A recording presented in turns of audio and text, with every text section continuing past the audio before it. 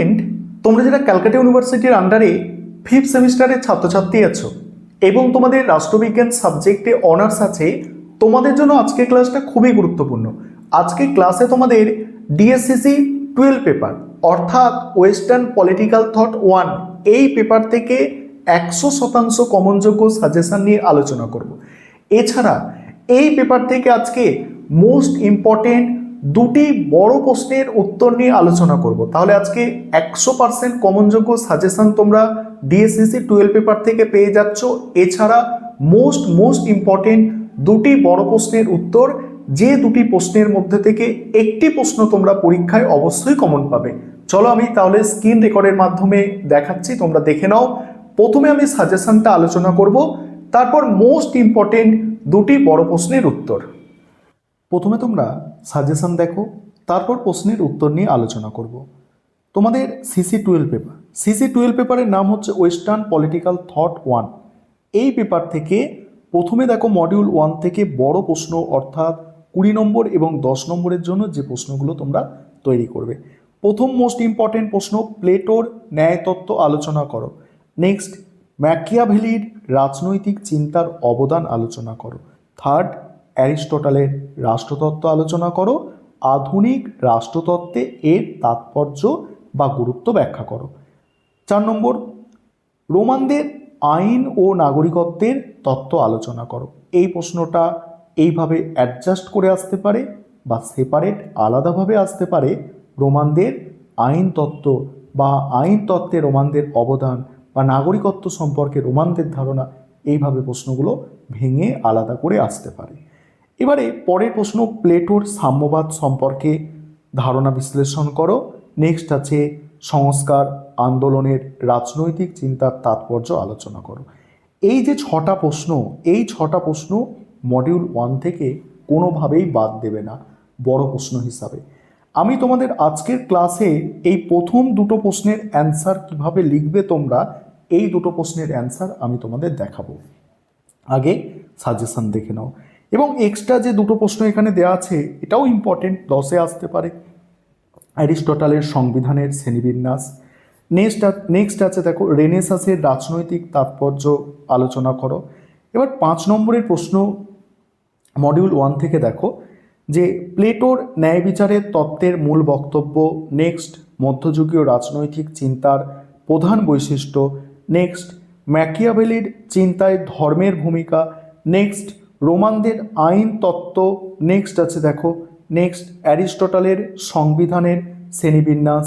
Next, Greek রাজনৈতিক চিন্তার প্রধান বৈশিষ্ট্য। এগুলো তোমরা 5 নম্বরের জন্য তৈরি করছো। এবার মডিউল 2 দেখো, মডিউল 2তে আছে 10 নম্বর 20 নম্বরের প্রশ্ন প্রথমেই তোমরা দেখে নাও। তার আগে একটা বিষয় তোমাদের বলার আছে, তোমাদের জন্য অনলাইন কোচিং ক্লাস চলছে। তোমরা যারা পেইড ব্যাচে অ্যাডমিশন নিতে ইচ্ছুক আছো, তোমরা স্ক্রিনে দেওয়া নম্বরে যোগাযোগ করতে পারো। দেখো এবারে এই মডিউল থেকে দেখো প্রথম প্রশ্ন, জন লককে কি আধুনিক উদারনীতির প্রবর্তক বলা যায়? যুক্তিসহ আলোচনা করো। বা প্রশ্নটা ঘুরিয়ে আসতে পারে, উদারনীতিবাদের প্রবক্তা হিসাবে লকের অবদান আলোচনা করো। ঠিক আছে, লক এবং উদারনীতিবাদ, এই প্রশ্ন মোস্ট ইম্পর্টেন্ট।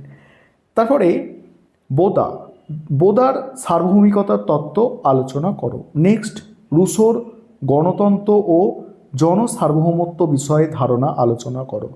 টমাস হবসের মানব প্রকৃতি ও প্রাকৃতিক অবস্থার ধারণা আলোচনা করো। রুশোর সাধারণ ইচ্ছা, মোস্ট ইম্পর্টেন্ট প্রশ্ন, সাধারণ ইচ্ছার ধারণাটি সমালোচনা সহ লেখো। তারপরে এখানে স্বাধীনতা সম্পর্কে রুশোর চিন্তা, এটাও ভালো করে দেখবে। এই 6টা প্রশ্ন এখান থেকে তোমরা খুব ভালো করে দেখবে। তবে প্রথম 5টা এখান থেকে মোস্ট ইম্পর্টেন্ট বুঝতে পারছো, কারণ প্রথম 5টা প্রশ্নে স্টার দেওয়া আছে। এবারে হবসকে কি চরম সার্বভৌমিকতার প্রবক্তা বলা যায়? যুক্তি সহ আলোচনা করো। নেক্সট 5 নম্বরের প্রশ্ন দেখো, তারপরেই তোমাদের দুটো প্রশ্নের অ্যান্সার নিয়ে আলোচনা করব। এখানে প্রথম প্রশ্ন আছে, হবসকে কি বস্তুবাদী দার্শনিক বলা যায়? যুক্তি দাও। নেক্সট, সার্বভৌমিকতার সীমাবদ্ধতা বিষয়ে বোদিনের চিন্তা বা বোদার চিন্তা, লকের সম্পত্তির তত্ত্ব। দেখো কীভাবে স্ক্যান করা হয়েছে, তোমাদের সিলেবাস থেকে কোয়েশ্চেনগুলো দেখেছো? একদম মোস্ট ইম্পর্টেন্ট প্রশ্ন এখানে রাখা হয়েছে। তারপরে লকের প্রাকৃতিক অধিকার বা সহজাত অধিকার সম্পর্কে টিকা। নেক্সট সাধারণ ইচ্ছা। নেক্সট রুশোর গণতন্ত্র বিষয়ক ধারণা। এই তো গেল সাজেশান। এবারে প্রথম দুটো প্রশ্নের অ্যান্সার তোমরা দেখো। আর তোমরা যারা পেড ব্যাচে অ্যাডমিশন নিতে চাইছো বা স্টাডি মেটেরিয়াল পারচেস করতে চাইছো অবশ্যই যোগাযোগ করবে। প্লেটোর ন্যায়তত্ত্ব তোমাদের এই পেপার থেকে একদম টপ লেভেলের ইম্পর্টেন্ট প্রশ্ন তোমরা বলতে পারো, অ্যান্সারটা বুঝবে। আর কোয়ালিটি কিভাবে লিখতে হবে অনার্সের প্রশ্নের অ্যান্সার তোমরা দেখো, বুঝতে পারবে। দেখো ভূমিকা প্রথমেই দেবে, সেখানে প্লেটো পাশ্চাত্য রাজনৈতিক দর্শনের অন্যতম শ্রেষ্ঠ দার্শনিক। সক্রেটিসের শিষ্য ও অ্যারিস্টটলের গুরু হিসাবে তিনি প্রাচীন গ্রিসের চিন্তাধারায় বিপুল প্রভাব বিস্তার করেছিলেন। তার রচিত রিপাবলিক গ্রন্থের মূল উপজীব্য ছিল, অর্থাৎ মূল বিষয় ছিল ন্যায়ের প্রকৃতি ও তাৎপর্য।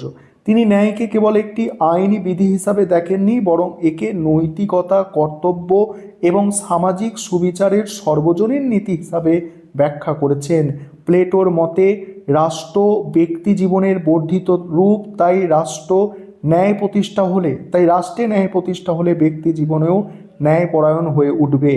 এবার প্লেটোর পূর্ববর্তী ন্যায়ের সমালোচনা, অর্থাৎ এই যে প্লেটো তার কনসেপ্ট দিচ্ছে সেগুলো কি আগেও ন্যায় ছিল, সেই ন্যায়গুলোকে সমালোচনা করে তার তথ্যটাকে ভালো বলার চেষ্টা করছে। ঠিক আছে, কি বলছে? ন্যায় সম্পর্কে প্লেটো পূর্বসূরিদের বিভিন্ন ধারণা তিনি সমালোচনা করেছিলেন। প্রথমত সেফালাস মনে করতেন সভ্য ভাষণ করা এবং ঋণ শোধ করাই ন্যায়। প্লেটো বললেন এক খুনি বন্ধুর কাছ থেকে নেওয়া অস্ত্র ফেরত দেওয়া ন্যায়ের কাজ নয়। বলছে এক খুনি বন্ধুর কাছ থেকে নেওয়া অস্ত্র ফেরত দেওয়া ন্যায়ের কাজ নয়। তারপরে কি বলা হচ্ছে দেখো, দ্বিতীয় পলিমার্কাস বলেছিলেন বন্ধুর উপকার ও শত্রুর ক্ষতিই ন্যায়।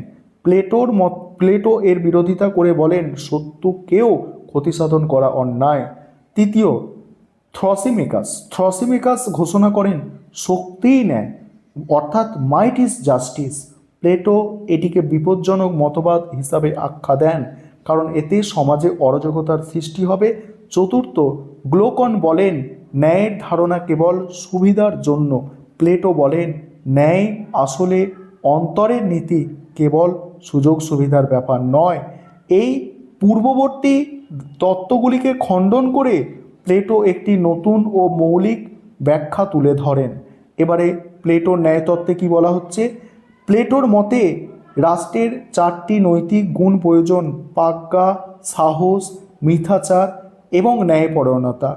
প্রজ্ঞা শাসক ও দার্শনিক রাজার মধ্যে থাকে, সাহস প্রতিফলিত হয় সৈনিক শ্রেণীর মধ্যে, আর মিথ্যাচার প্রতিফলিত হয় কারিগর ও সাধারণ মানুষের মধ্যে, যা শাসকের নিয়ন্ত্রণ মেনে নেয়। এবার দেখো বাকি প্রশ্নের উত্তর তোমরা দেখে নাও, আমি স্ক্রল করে যাচ্ছি। দুটো প্রশ্নের উত্তর একটি ক্লাসের মধ্যে যদি বলি অনেকটা সময় সাপেক্ষ, বা সমালোচনা দেওয়া আছে, সমালোচনা দেবে, তারপর উপসংহার, এইভাবে প্রশ্নের উত্তর শেষ করবে। দ্বিতীয় প্রশ্ন যদি দেখো, মোস্ট ইম্পর্টেন্ট প্রশ্ন এটাও। এই দুটো প্রশ্নের মধ্যে আর কি একটা প্রশ্ন তোমরা পরীক্ষায় পাচ্ছ। ম্যাকিয়াভেলির রাজনৈতিক চিন্তায় অবদান দেখে নাও, কিভাবে লিখতে হচ্ছে। রাষ্ট্রচিন্তার ইতিহাসে ফ্লোরেন্সে জন্মগ্রহণকারী নিকোলো ম্যাকিয়াভেলি এক অবিস্মরণীয় নাম। এইভাবে তথ্য সমৃদ্ধ তোমাদের উত্তর দিতে হবে ভালো নম্বর পাওয়ার জন্য। এইভাবে কোয়ালিটির অ্যান্সার তোমাদের কিন্তু লিখতে হবে। দেখো পয়েন্টগুলো দেখে নাও তোমরা, আমি স্ক্রল করে যাচ্ছি, দেখে নাও সম্পূর্ণ প্রশ্নের উত্তর তোমরা দেখে নাও, আমি স্ক্রল করে যাচ্ছি, দেখে নাও। উপসংহার দিয়ে তোমরা শেষ করে দেবে। এই হচ্ছে তোমাদের দুটি মোস্ট ইম্পর্টেন্ট প্রশ্নের অ্যান্সার।